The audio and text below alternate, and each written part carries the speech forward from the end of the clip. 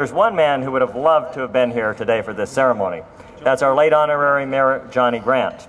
And so in his memory, as he would have done, we hereby declare this James Cameron Day in Hollywood. Thank you. We've had some very eloquent words here, and because I've been on the road selling Avatar for the last couple of weeks in umpteen countries and umpteen time zones, I'm pretty much over the sound of my own voice, and probably my thoughts won't be quite as organized as everyone else's. But, you know, where do you begin describing this type of honor, which out of the billions of people on the planet is bestowed on just a few hundred over time, and certainly for each one of those lucky ones, it happens only once in their life.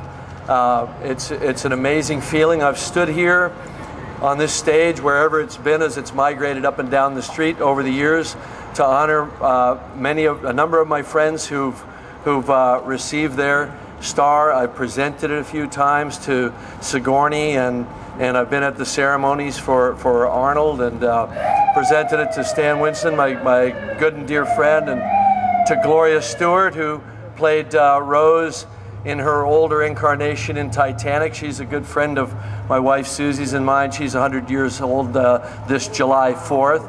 So I have a number of friends who've received this honor, and I've always wondered what it would feel like to stand up here. And I have to say it's amazing. And it's also, the placement I think is exceptionally cool, right in front of the prestigious Egyptian Theater, and right next to Sylvester Stallone, my co-writer on Rambo First Blood Part 2. We're together again, apparently, for all eternity now. This is actually my second choice for the placement, but Fredericks of Hollywood was taken. Whatever Avatar becomes, however well it does, whatever accolades it receives, the face of Avatar is these people right here. And we worked on this film, some of them for years. Most actors work on a film for months at the most, and some of our team worked on the film for almost a year and a half. And we worked in this strange gray room where we were doing this performance capture. And when you work in a room with people for 18 months, you're either going to come out the worst of enemies or the best of friends. And we actually became a kind of family, and we all still love each other, and we went on tour together to promote the film. We had a great time. It was like a rock band that had played together for 10 years. And I'd just like to point out that Stephen Lang is not really a bad man, okay? So stop punching him and spitting on him. He's actually he's a beautiful soul. He has his moments, as I do, but when I first met Arnold and we were talking about doing Terminator together, I wanted to kind of take his measure.